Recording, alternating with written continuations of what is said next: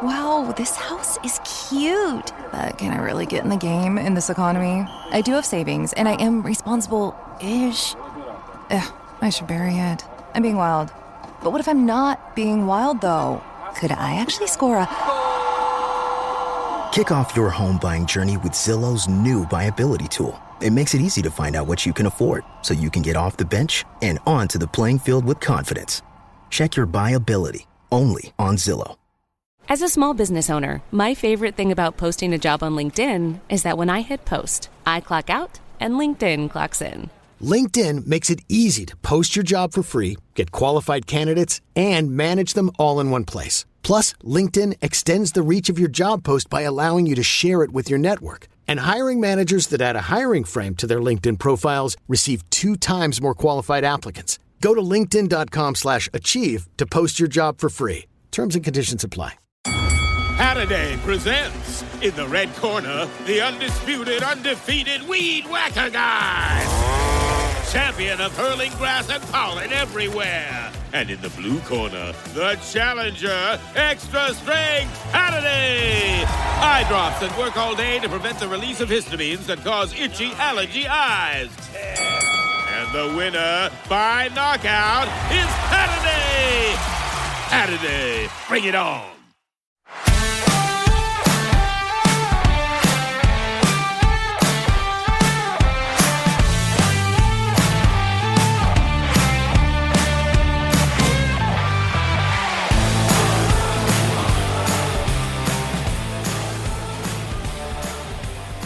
Hello and welcome to the Ground Jewels. My name is James Dixon and I'm delighted that you've joined us again this week. This week we're talking to someone who I believe is well on their way to National Treasure status, if indeed she doesn't have it already. It's the Reverend Kate Bottley, and we're going to be talking about East Retford's Ordsall Road ground. Yes, the one you've all been waiting for. Postcards, email campaigns, all to get me to cover Ordsall Road. It's a fantastic chat. I know I'm being facetious, but it really is a lovely chat about community sport and the importance of community sports club and the importance of women's sport, and Kate's story and journey in sport. I think is really typical for women who grew up when she did, getting really into sport at university, and then finding, first of all, not having opportunity really to play sport at school at the time, then getting really into sport, finding a sport that she's passionate about at university, and then sort of having that taken away from her in her early adulthood, and then pleasingly finding her way back to sport and finding her way back to rugby later in life. And it's a lovely tale, and it's told really well by, as I say, someone well on their way to National Treasure status. I'm pleased that everyone really liked Casa Alom's Grand Jewels episode on the San Siro last week. A lot of lovely feedback about that. Casa was brilliant. And yeah, just loving the feedback. If you do like something, in the show, please tell me. If you don't like something in the show, again, feel free to tell me, but be nice about it. I do this for fun. Don't be mean. No one needs to be mean. And yeah, just having a really lovely week. There's going to be no stadium news section this week, partly because I've not recorded this week. It's going to be half term. It's chaotic. There's children. They're young.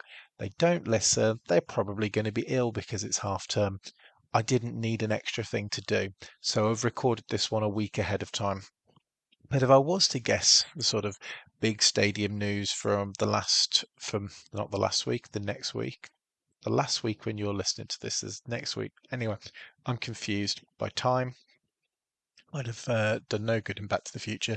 I'm going to guess something good or bad happened with Everton's new Bramley-Moore Dock Stadium in the test event, and people are either happy or moaning. And I'm going to guess that Manchester United are asking for more money from the government to build their stadium. And you know what? We'll revisit that in a week's time and see whether I was right. So that's my guess of what the stadium news from the middle of February is. But let's get straight to it. Let's get to our interview with the Reverend Kate Bottley, and let's hear more about the fantastic East Retford Rugby Union Football Club. So today on the Grand Jewels, we are delighted to be joined by the Reverend Kate Bottley. You'll know Kate from places like Googlebox, BBC Radio 2. And Kate, welcome to the podcast. Thanks very much for having me. It's a delight to be here. It's delightful for me, and particularly you're one of the smiliest guests we've had on this podcast so far. So thank you for that. Am I right in saying you grew up in and around Sheffield? Yeah. I mean, Sheffield's quite an iconic sporting city, really important for the development of football. Every April, I'm tuned into Sheffield for the World Snooker. Was sport something that was a big part of your growing up, or did it sort of pass you by? Huge part of my growing up. I mean, I would describe myself as not a sporty person, but when you've got Sheffield running deep in your veins, you don't really have a choice in the matter. So, of course, there's the two great football teams of Sheffield. Well, one great football team and the other one, Sheffield United, and then the other one, Sheffield Wednesday. And I grew up in Sheffield 6, which is very much Owls territory. But my family are all Blades. So even though I have very little interest in football at all, it's not my sport. Football was an inherent part of the conversation in the city. And when I started teaching, I went into teaching in 1997. I taught in the city. I taught at Ecclesfield School and at Ewland School.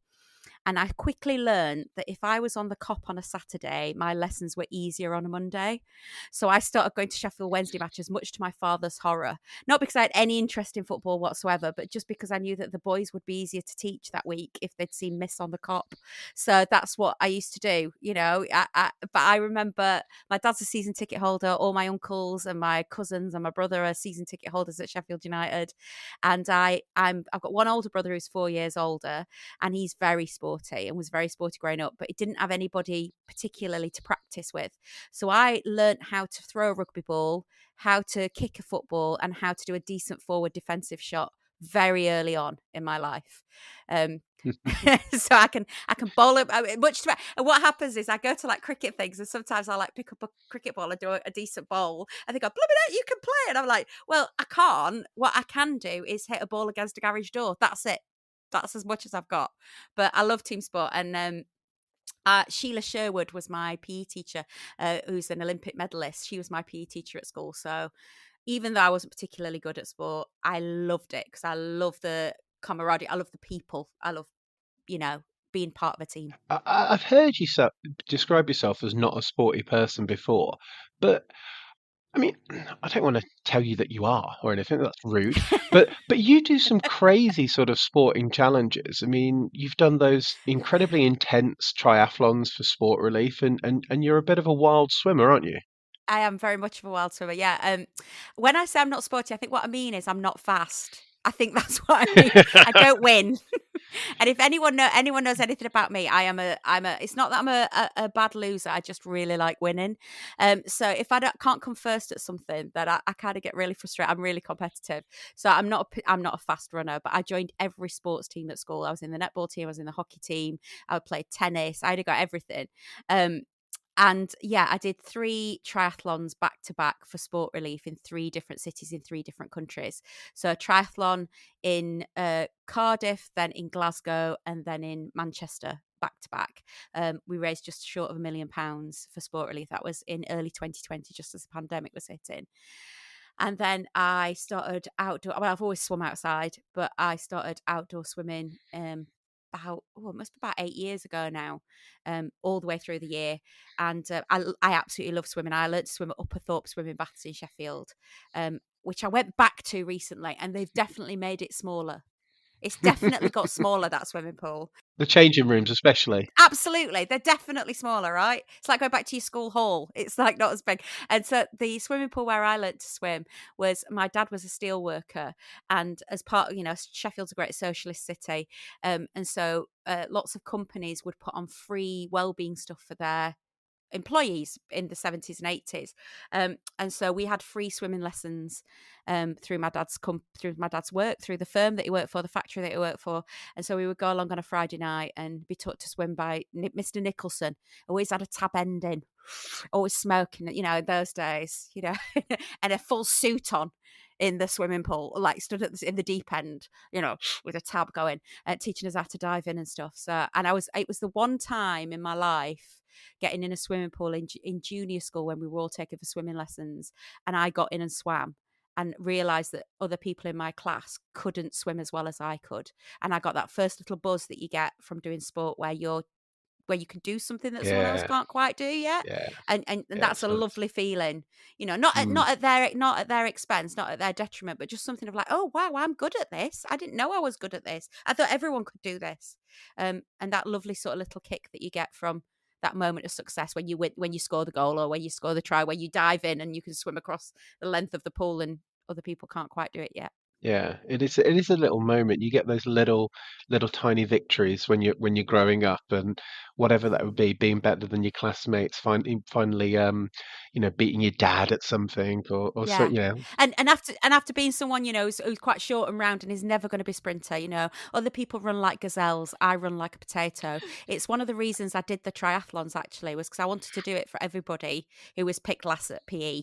And I really was picked last at PE. They would line us up and there was me at the end, short and round and slow. And it was like, I was never going to get picked. But it goes to show that sport isn't just about being the fastest and the furthest. It can be about determination and grit. mm, And one of the things that people can bring to sport is that commitment to not give up and to just keep trying. And the hardest thing about the Olympic triathlons that I did was not the triathlons themselves. It was knowing I was going to come last. It was knowing that I was going to be at least 20 minutes behind Joe Wiley in a run, at least. But and seeing everybody else's bottoms as they disappear into the distance. I mean, it's not a bad bottom, but watching other people's backs my entire life because I'm always the last. But that's not always what sport's about. no, I remember from my brief time of captaining my sort of village cricket Sunday team. I would always say to people, like, the best ability is availability, because you want those people who are going to be there every week, that you don't have to be chasing on a Friday night, not knowing whether you've got a team for the weekend. So those Yeah. people who were triers, who were just like, yep, who were just solid and dependable. I love those people. Every sport I've ever played, I've always won like the miscongeniality version of it. I'm always the person that brings the oranges for half time. I'm always the person that makes sure that the ref has had a pint in the clubhouse afterwards. I'm that person. I'm never going to get woman of the match or try scorer of the season or any of that stuff, but I will get, miscongeniality. Yeah, the Clubman Award or something, or Yeah, something that like kind that. of thing. And there's something to be said for that, right? Absolutely. The clubs, particularly amateur grassroots clubs, they don't operate without those people. It's nice when your best player decides to turn up once in every 3 weeks, and that's nice to win, and everyone likes that feeling. But it's more about the time that you spend together, and that you know I like cricket because it's 7 hours with my mates and just chat. Yeah. It's the best socialization I get of the week, let alone exercise. And also those kind of, the whizzy players often don't stay very long because they get poached or Mm, they find a club that are winning and they want to go and play for them, and that's fine. And also when we play against other teams, those people that are always elbows in and aren't about enjoying the time that they're playing, they're all only about the winning. mm. They're no fun to play against either, are they? You want a chat as you go down into the scrum. You want somebody who's going to vaguely smile at you. We're all doing this for, none of us are going to play for England, so let's just accept it. And I think we see this sometimes, don't we, in grassroots sport, especially with young people. It's people taking it all just a little. Obviously, it's important, but it's not the be all and Yeah, end all of everything. It is just a game. yeah. And parents taking it too seriously for their children as well. Exactly. That's exactly what I mean. You mentioned scrum there, and I think so. Obviously, we're going to be talking rugby, and you talked about football being a really important part of growing up in Sheffield. So where does rugby come in? Because Sheffield's not really known as a rugby town. It's sort of bypassed by both union and league, really. It is. It's a no man's land Yeah. of rugby. Basically, the school that I went to and the school that my brother went to and most of my cousins and my family, Myers Grove School, as it was back in the day, had a couple of PE teachers who were very into their rugby. And as is always, it only needs one or two passionate people to be a catalyst in any club or sport to get it all going, to fan those flames. And so there was a sort of an old boys rugby club that sprouted up out of Myers Grove School, called the Sheffield Oaks, which my brother was one of sort of the founding members of. And rugby was played in school. But it was the boys that played it, of course. The girls weren't allowed to play it. The boys were allowed to play it. Girls weren't allowed anywhere near a rugby ball in my day. I still don't think they are. They're certainly not allowed to play contact. They might do a bit of touch rugby in year 7, but I think that's about it. So I thought my brother was really cool, and I thought his mates were really cool as well, and I really wanted to be like him. So I didn't play rugby at school. I knew how to throw a rugby ball because of my brother. He taught me how to do a decent spin pass and that sort of thing. So I wasn't afraid to catch and to throw, which made all the difference. And then when I went off to university, I was looking to fit in and looking to make friends. And I went to the Christian Union, and they were all a bit religious for me. Even as a, they were all just a bit religious and a bit pious. And I thought, these are not my people. So I joined the women's rugby team instead. And I went along to the Freshers' Fair, and I signed up at the desk, not really a clue what I was signing up for. I knew it was rugby union I wanted to play because that's what my brother played. I knew how to throw a ball, but the rest I didn't know at all. And I signed up on the Wednesday, and I played my first match on the Sunday. And they lined us up I remember at the training session that Wednesday night, the coach lined us up on the try line, and I was the shortest. And he just pointed at me and went, "Hooker?" And I went, "Yeah, all right then." Not a clue. Yeah. And I ran out for the first time in a number 2 jersey on the Sunday, and no one had told me what I was doing. I just kind of someone bound onto. I had a tight head and a loose head. They went, "Right, engage, here we go," and and I've never really looked back. See, that always I think about that. I had the opposite. They looked at me and they were like, "You're second row. You're tall. You're." Of course, you're a second row boy. That's basically that's what I got. But I was thinking about it. I remember going before our first game. We were 11. And the first time we ever scrummed was live in a game, and I'm thinking that just feels incredibly dangerous. Right? Incredibly dangerous, unbelievably dangerous. And of course, we're talking back in the early 90s. So I started playing in 93 at 18 years old, and it was a very different game then. It was very scrappy. There were lots of injuries, and we were the women's team, so we were very inexperienced. We were playing against other inexperienced. So how we all survived it with all our limbs relatively in one place. I mean, I have got a metatarsal injury that still troubles me on a cold day, but and a neck injury that still troubles me every now and again. But we're all, we got out of it alive. But it was, as always with amateur sport, it's mostly about stuff other than the game itself. It was about camaraderie. It was about making friends. My core rugby girls, there's 4 of us. 3 forwards and a back. I don't know why we've got a back in there, but we'll overlook it for this. We still see each other twice a year. One of our, my mum died 2 years ago. They all turned up to the funeral. One of their dads died. One of Joe Robbo's dad died. We all went to her dad's funeral. Never really met her dad, but that wasn't the point. Because we played together. So that's what, when we look after each other. And there's that whole old adage of what goes on tour stays on tour. There's some stuff that those girls know about me and that I know about them that will always be our story, will always be things that aren't shareable, not because they're scandalous, but just because they're vulnerable, because we're vulnerable with each other. But we also absolutely rip the complete Michael out of one another, and we call each other by our nickname. I'm still Steve-O because I was Kate Stevenson back then, despite not having had that name for nearly 30 years. Steve-O, that's who I am. And so it's much more than just playing together, isn't it? It really is. What was the women's rugby scene like back then? Because it would have been 93. 93. So is it you're playing sort of booster competitions, just going around to different universities, or you're playing local? Yeah, going around to different unis. We weren't good enough to play in a league. We were fine as long as somebody in the team was dating somebody from the actual rugby club across the road, which was Yarnbury in Horsforth in Leeds, because then we could get access to their changing rooms and their kit and stuff. So whenever anybody split up with their boyfriend, we had to find someone else to date another one of the rugby team so that we still had access to all their facilities for free.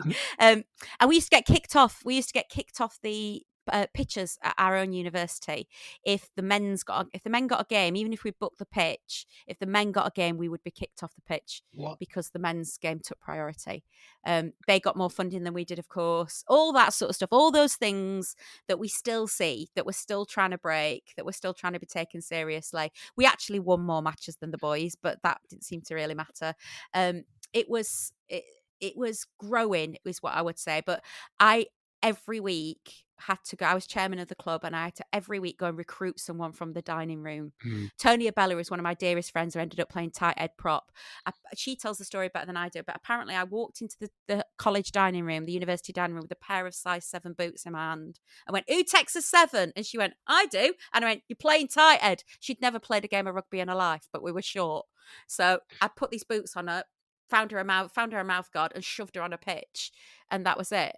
There was a lot of that going on, but we learned some stuff. We learned some stuff about each other. We learned some stuff about the game. We used to get together and watch.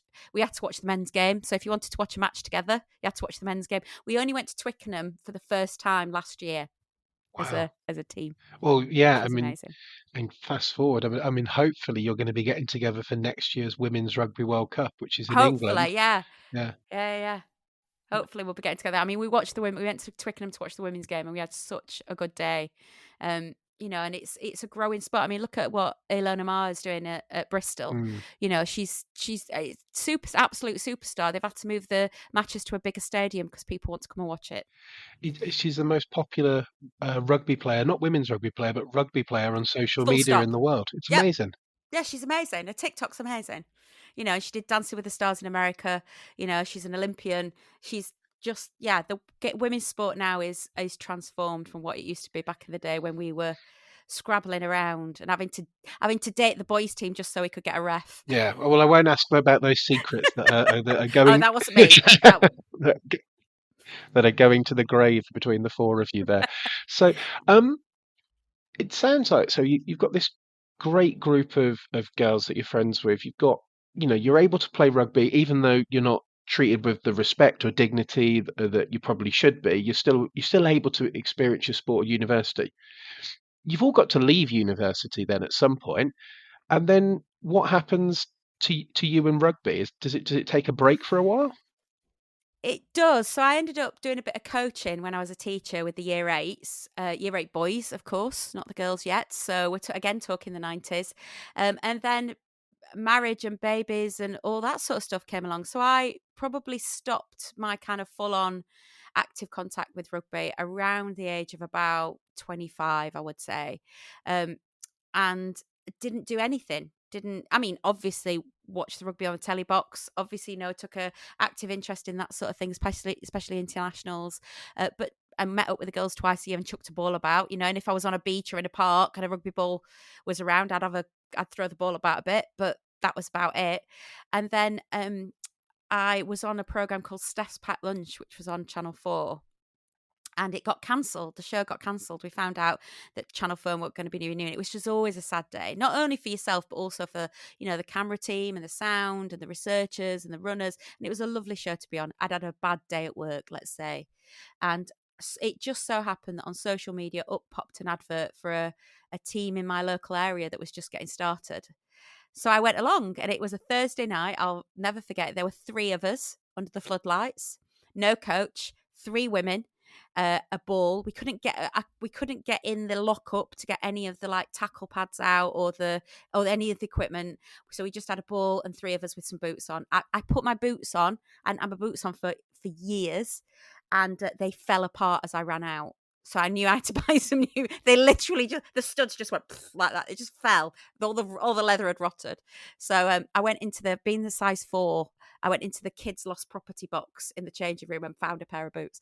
And then slowly that's built up. That's just built up and built up and built up until we're fielding a squad of 18 most matches now, where we can pick. And all shout out to Carrie Dean, who got that club going. And she has to work really hard, like you were saying, every Friday checking who's available, who can come and play. And I was very adamant I was not going to play, because I am 50 years old. I'm a hair's breadth off 50, 2 weeks off 50. Adamant. There was no way I'm doing contact sport ever again. And then, of course, they're short, aren't they? Or they haven't got. You can't play someone with no experience on the front row, because who would do that? That would be ridiculous. And So you answer she the goes, call. just give me 10 minutes. Just Yeah. give me 10 minutes. And I go, I can give you 10 minutes, and I'm not doing line outs. I can't throw anymore. My upper body strength in there. I'm not doing line outs. I'll hook for you. I'll do the scrums, and I'll get a couple of tackles in, but I am not killing myself on this pitch. And she's like, that's all I need. That's all I need. Let us take care of the rest. All I need is your boot. So that's I get rolled out, and she says, give me 10 minutes, and I end up playing the full thing. The full 80. Of course I do. Of course I do. I can't imagine you as a person who can ever do something sort of half speed. Really, I don't know. Gives you that impression. I just think if you, I don't know. I just think. Yeah, I mean, life's for living, right? You know, Yeah. I don't want to bring the mood down, but I bury the dead. So you kind of have a sort of a different perspective on it. Do you know what I mean? You sort of think, well, Yeah. I've buried you a lot younger than me in my time, so you know. And also, sometimes in my line of work, being a vicar, people presume that the hardest funerals you do are for young people or for people who've died tragically, and of course those are really difficult. But actually, the worst, actually the hardest, are the ones where you've got nothing to say. Those are the hardest. Yeah. Where you're staring down the barrel of 20 minutes at crematorium and you've got no idea how you're going to fill it. Oh wow. They're the hardest. So I want 3 hours for mine. 3 hours. Because I want to have got enough out of it. Do you know what I mean? Match reports. This is But this is what she did against Market Harborough. This is what she did against. She was Newark. hopeless. Yeah, she was hopeless. All the knock-ons. Yeah, that's it. But yeah, there's it's really funny when you go down into a scrum, because there's always this moment, because you're off the telly box. There's always this kind of moment of the opposition sort of looking up and going, "Where do I know you from?" And I go, I don't know. I don't know where you know me from. And then, of course, the rest of the team call me Rev. Rev, Rev, Rev, right side, open, Rev. And so, you know, they go, why do they keep calling you Rev? Yeah. I thought your name was Kate. And eventually you can see it kind of sort of the penny drop, which is always a lot of fun. Yeah, it must have become a really sort of important part of your life, though, since taking it back up, because I think what prompted me to reach out to you was I saw a post of yours on Instagram a few months back where you had your East Retford RFC rugby kit on underneath your vestments, because you were doing a christening and you were then playing rugby afterwards. You know, some people would not double book themselves, Kate. Sunday's a very busy day for a vicar, right? I'm on Radio 2, 6 till 9 every Sunday morning on Good Morning Sunday. I love that show. We do it live from Salford. Okay, so I go every Saturday night, and then Sunday morning I'm on air. I'm up at 5 a.m. in the office for 5:15, on air at 6. 3 hours of live radio, and then drive back over the M62 back to Retford. I would be well within my rights to sit on my sofa on a Sunday afternoon. But there's christenings to be done. Wonderfully, there's christenings to be done. There's services to do. So I often dash back, christen a baby, and I had double booked myself. I was certain that kickoff was at 2:30, only to find out that kickoff was at 2, and I was christening a baby at 2. So I said to my captain, I cannot do the first half for you, but I will go straight to the second half. I will run straight on. I'll warm up on my way over. Unfortunately, the church where I was doing the christening was across the road from the rugby club. So I had my shorts, my socks, and my kit on underneath my robes. I christened this baby. I took the necessary photos, shook people's hands. Nobody felt shortchanged, I have to say. And then as I was running out of the church, I was taking off my robes and putting in my mouth guard, ready to run on for the second half. And I'd like to tell you that this is a rare occurrence. It's not. This Sunday, for example, the Sunday just gone, the last match I played, I came home from work, drove back over the M62, played 80 minutes of rugby, then got back in the car, drove back up the M62 because I was on Radio 2 again the next day. So I literally came home to play rugby. Drove 2 hours, played 80 minutes, got in the car, drove exhausted, ridiculous. But it's what you do for your club, right? I'm full of admiration for you. It is what you do for your club. It is what, you know, you do things for your club because, you know, you want your club to succeed, but also because of how it makes you feel, and that's that important sort of sense of belonging. So, and you know, pubs, post offices, your local rugby club, your church, these places will close if people don't go to them. They don't run on fresh air. And then people go, oh, why did Wilkinson shut? Well, because nobody went in. Why did the post office shut? Because nobody went in. Why did the pub shut? Why are they closing the church? Well, because nobody goes. It's all very well to say, oh, well, I ain't really got time. Well, that's fine.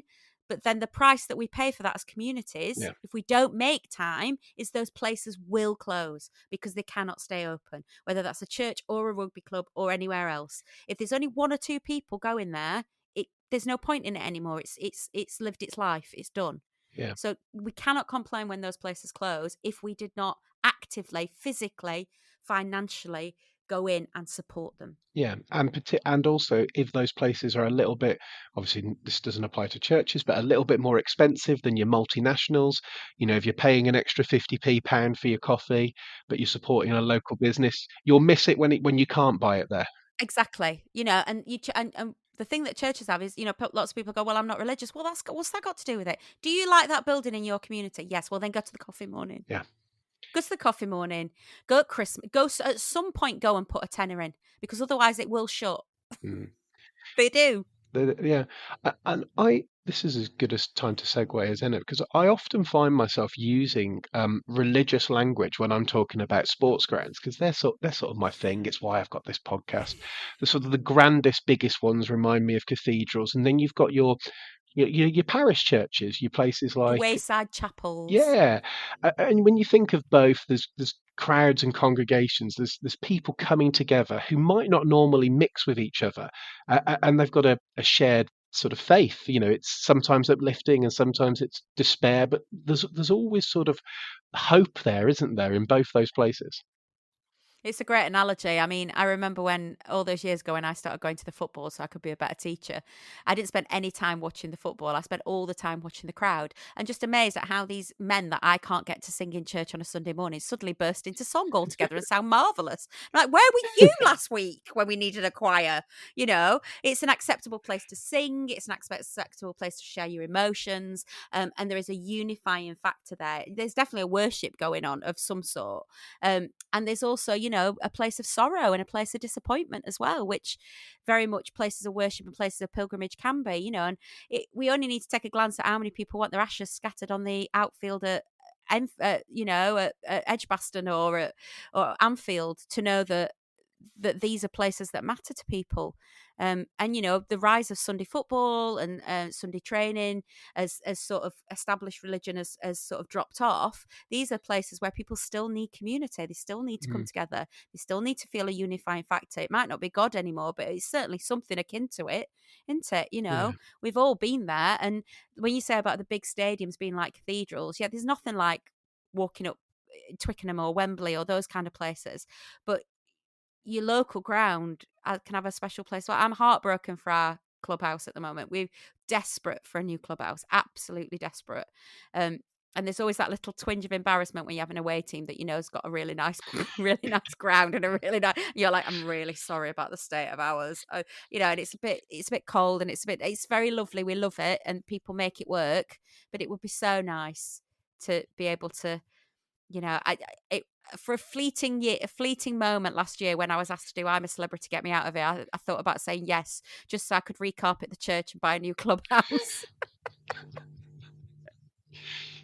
I mean, it's one way to go. I'm not doing I'm a Celebrity, Get Me Out of It. Hold out for Strictly. Hold out for Strictly. That don't pay as well though. Does it not? Well, there we go. No, nowhere near. It's BBC, innit? The Skin.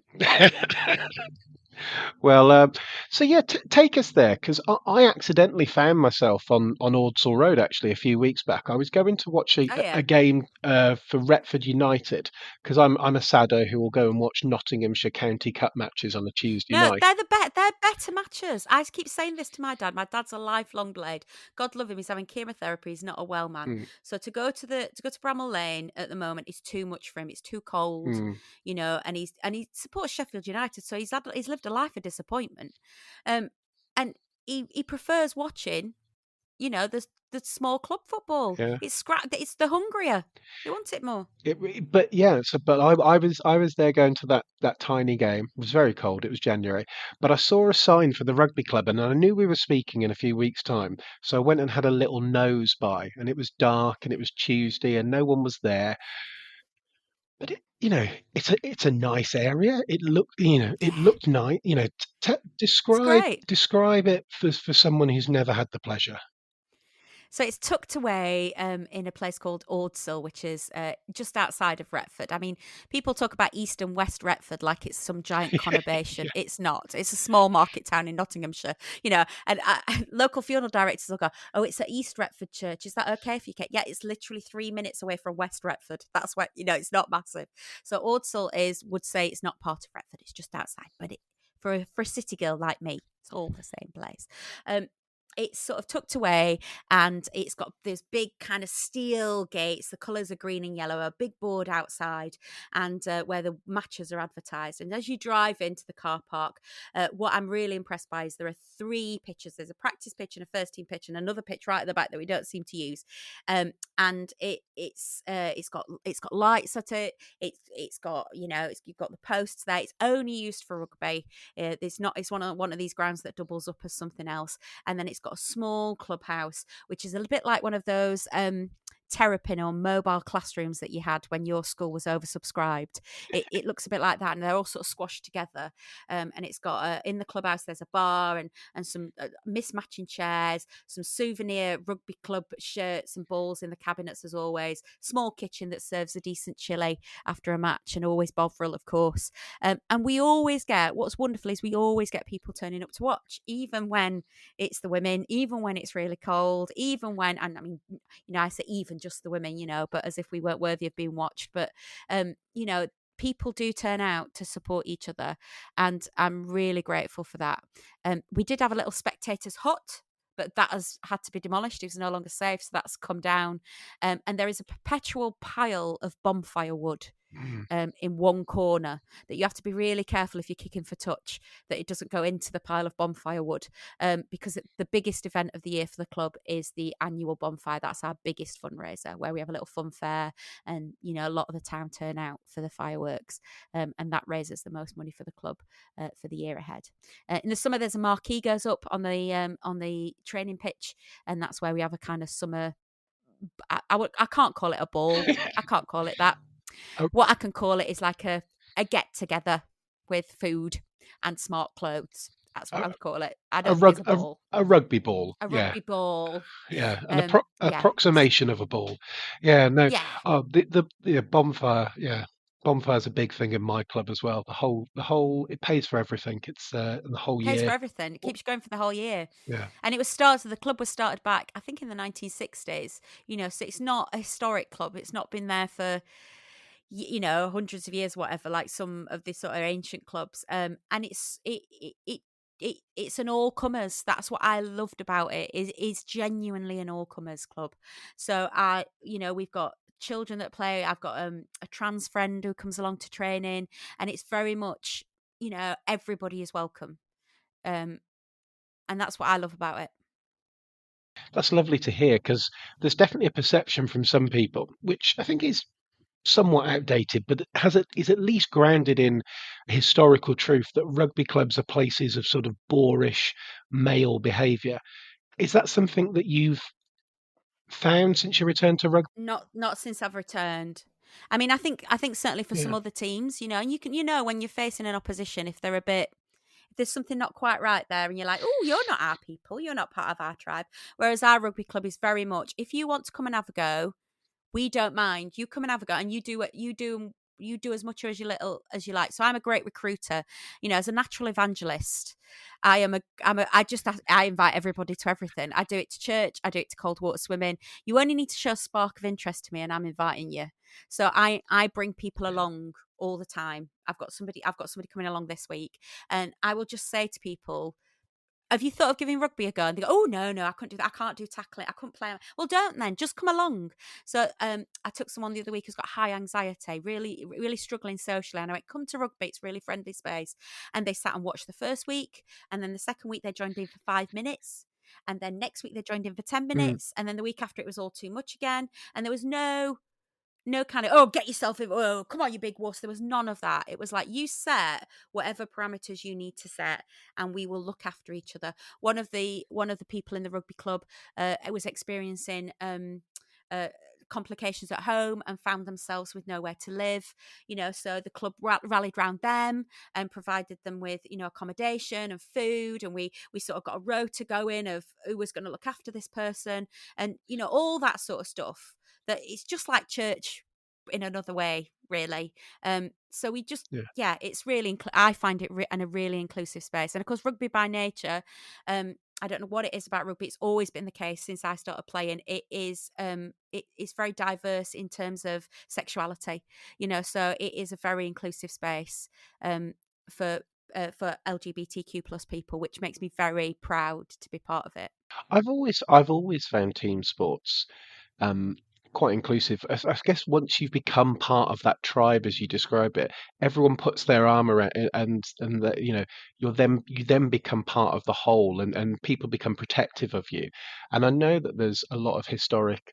And I got it myself. I remember going to Freshers' Fair at rugby university and going, "Oh, these rugby lads actually look a bit too much for me. I'm not sure." And I went and I was just like, "Do you know, I'll just go and play with the local club down the road because I'm not sure I really want to drink a pint of my own urine." There's a lot less of that goes on, I do have to say. Thank goodness. There's quite a lot of grown-ups gone on. And we all go, what's really funny is because my cultural experience of rugby is university, I am used to drinking, not pints of that, but I can down a pint in about 6 seconds. I used to be 4. I've slowed down a bit. I can down a pint in about 6 seconds. I don't think my rugby club know this yet. They've not actually fined me yet, so they don't know. But we used to spend all night. We used to finish the match, have your chili and your chips or whatever, and then just go on the beers. People go home to their families. Yeah. People have a couple of quiet pints in the club, and then we all go home to our families. So that's nice. Not worrying that you're going to play rugby in the afternoon and be hospitalised in the evening. That's a nice feeling. And also we do that thing. I mean, the whole concept of you refusing to down a pint when I was 19 would have got you shouted out of the place. But now someone goes, "Oh, actually, I don't drink," and they go, "Okay, just nominate someone else." Or actually, I don't want the chili. I'm a vegan. It's great. And people go, "Oh, it's lost." It's got soft. No, it hasn't. It's got inclusive, and that's really good. If everybody's welcome, that's the future of the club, right? It is, and then you become stronger as a club, and it's just like, what are you actually there for? You're there for the sport, are you there for all that peripheral stuff? And if all you care about is the peripheral stuff, then you don't really care about the sport. And camaraderie and bullying sometimes have a Venn diagram that overlaps, and we have to be really careful with that, I think. Yeah, well, it's very, very well said. Could I just ask, while I've got you here, Kate, because you became sort of... You're going to ask about Googlebox, aren't you? Yeah, of course you are. I'm going to ask about Googlebox. Okay, but in related to sport, because people know you from Googlebox and all of that, and the dog kicking the tea and all of the little viral moments that show had. It was great, wasn't it? Are you a good watcher of sport on TV? I'm a shouter. I'm a standy up in the shouter. I'm an arms folded like that. I stand and I watch with my legs apart. I sort of assume the position. I kind of especially if it's rugby, and I'll run. If there's like a set play going, I'll run to keep up with the. I can't sit and watch. I am a yeller, but I'm from a long line of telly yellers. So my dad's a telly yeller. He yells he perpetually shouts at sport on TV. And we all do in our family. So, yeah, my family know if I'm watching sport because I'll shout very loudly. I shout at running. I think they can hear me. I think I'm helping. The Ireland-England game on Saturday required a lot of yelling, which is I'm not quite recovered from. But, yeah, take it far too seriously. I have to go and make a cup of tea. I have to leave the room and make a cup of tea because it gets a bit too much. But growing up, we knew when United my mum kept a close eye on what the Blades were doing because that would determine what mood my dad was in when he got in from the match. So it would dictate what was for dinner. It would dictate where they were going out that Saturday night. It would dictate the whole theme of the weekend if United had lost. He was never he's not a violent man or anything like that, but he would just be really grumpy. just be really grumpy. And my mum would go, oh no, Blades have lost.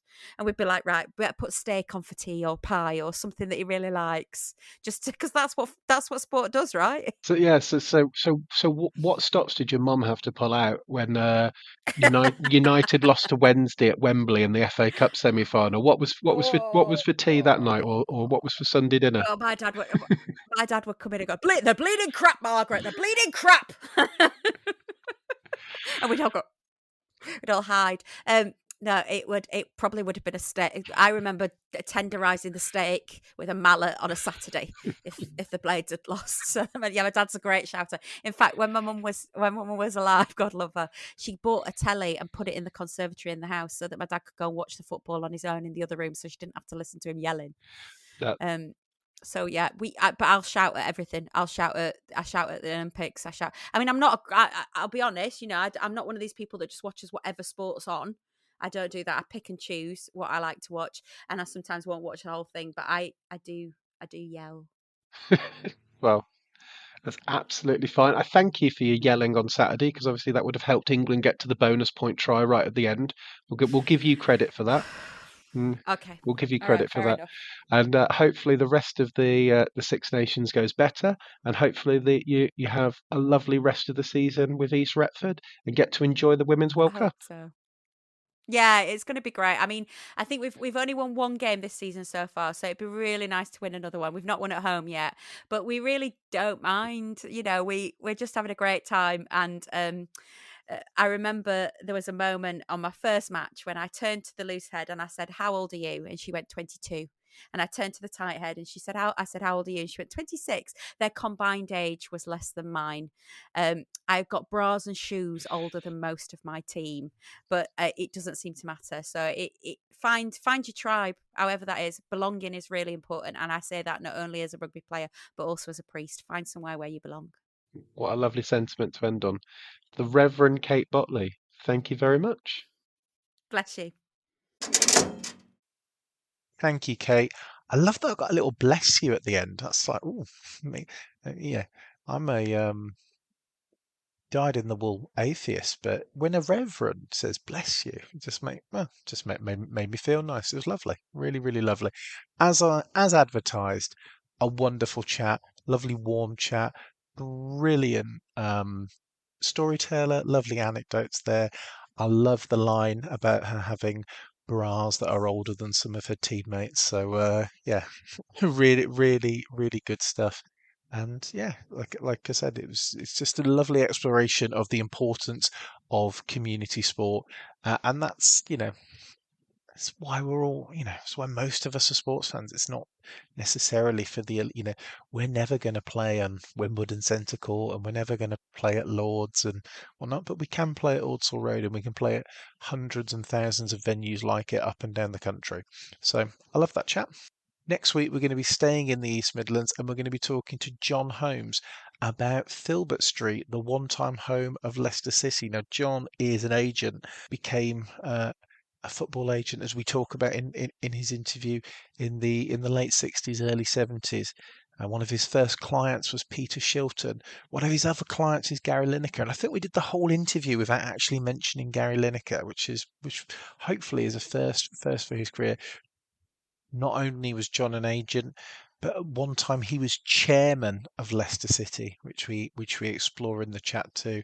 And John also has a podcast called Football Ruined My Life, and there's been some sad news recently in relation to that. The brilliant journalist Patrick Barclay unfortunately died a short time ago, and John was one of the presenters on that podcast alongside Patrick. But as Kate Bottley told us, the worst funerals are the funerals where the reverend or the vicar has nothing to say, and we know that's certainly not the case from Patrick's amazing body of work. Seeing all the tributes come into him as well about his support for younger journalists in the industry and just his general good nature was touching and sort of affirmed my view of him from afar as well. And it's always nice when that happens. So we were talking to John about Filbert Street. I wish I talked to him about Patrick. I wish I talked to Patrick himself. I was hoping to get him on to talk about Dundee, but alas, never mind with that. But that's coming down the pipeline next week. John Holmes talking Filbert Street, another great old classic tight into the terraces, city centre ground in that classic English style, very much like Blundell Park, which we did recently with Daniel Story, or Portman Road, which we did a while back with Adam Rutherford. It's one of those grounds that I hope people have really fond memories of, because I certainly do. So yeah, that'll be next week, and until next time, take care.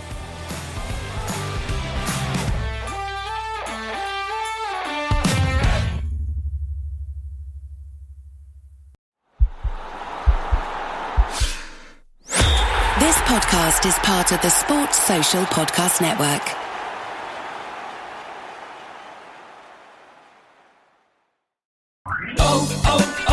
O'Reilly! Save on your next oil change at O'Reilly Auto Parts. Choose Castrol Edge Full Synthetic Motor Oil to provide maximum performance and protection for your engine. Get a $15 gift card after rebate when you buy 5 quarts of Castrol Edge for $34.95. Plus 2 times O Rewards points. Offer valid in-store and online at O'ReillyAuto.com. O'Reilly Auto Parts.